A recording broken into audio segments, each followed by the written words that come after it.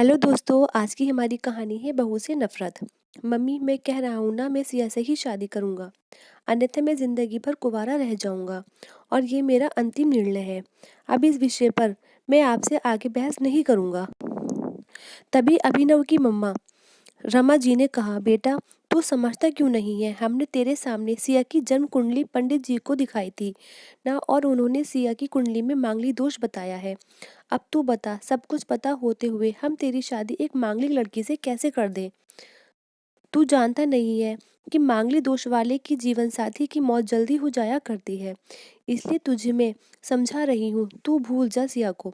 रमा जी ने अभिनव को बहुत समझाया, पर अभिनव का कहना था कि जब मैंने सिया से प्यार किया था, तब मैंने उसके साथ प्यार करते हुए जन्म कुंडली का मिलान नहीं किया था।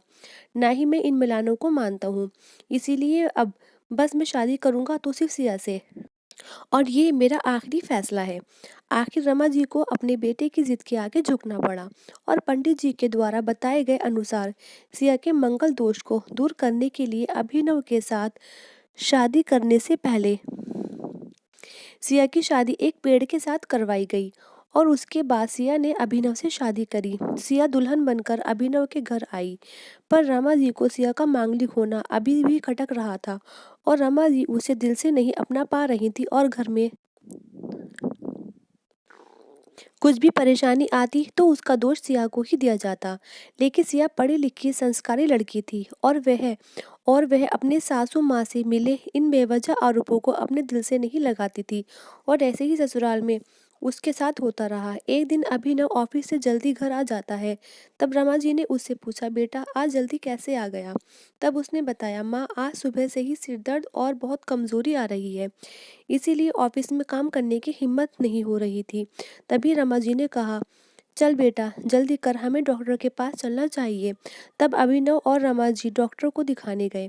डॉक्टर को दिखाने के बाद मालूम पड़ा कि अभिनव को पीलिया हो गया है, और दोनों जैसे ही घर लौटे, रमा जी ने घर को सिर पर उठा लिया और कहने लगी, जब से यह लड़की हमारे घर पर आई है, तब से हमारे घर में परेशानी और बीमारियां भी साथ लेकर आई है। इसके कदम ही अशुभ है। अब देखो, इसका मांगलिक दोष हमारे बेटे पर भी असर करने लग गया है।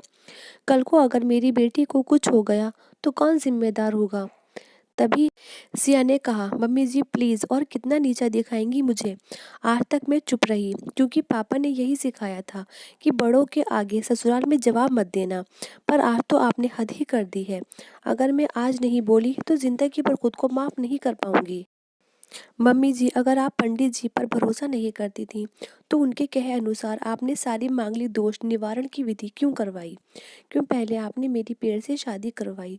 दोष मेरा मांगलिक होना नहीं है, बल्कि दोष तो मेरा आपकी बहू होना है, क्योंकि घर में जाने अनजाने में कुछ भी परेशानी आती है उसको आप मुझसे जोड़ देती हैं।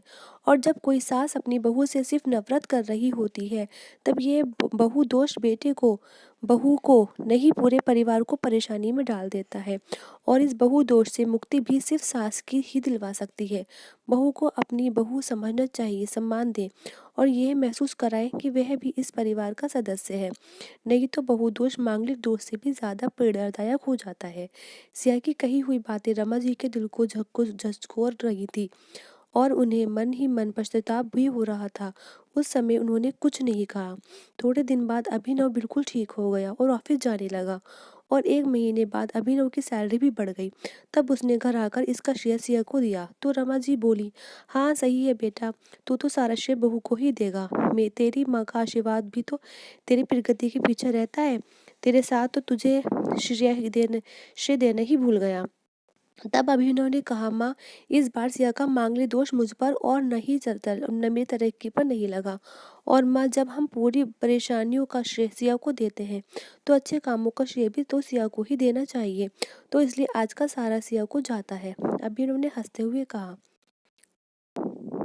तब सिया बोली, अभिनव तो क्या तुम भी मुझे ऐसा समझते हो? तब अभिनव ने कहा, नहीं सिया, बिल्कुल नहीं, बल्कि मैं तो माँ को ये समझाना चाह रहा था कि सुख दुख हमारे जीवन का हिस्सा है, और कभी जीवन में खुशियाँ आती हैं तो कभी गम भी आते हैं। इसके लिए हमें परिवार के सदस्य या अपनी बहू को दोष देना उचित नहीं है। तभी रमा जी बोली, बेटा सही कह रहा है तू, और तेरी तरक्की ही बहुत है। मुझे इस झूठे दोषों से बाहर निकालने के लिए आज मैं ये कसम लेती हूँ कि आज के बाद मैं सिया को किसी भी बात का दोषी नहीं दूंगी। ये सुनकर सिया आज बहुत खुश थी, क्योंकि आज उसको उसकी सास ने मांगलिक दोष के साथ साथ बहू दोष से भी मुक्ति दे दी थी।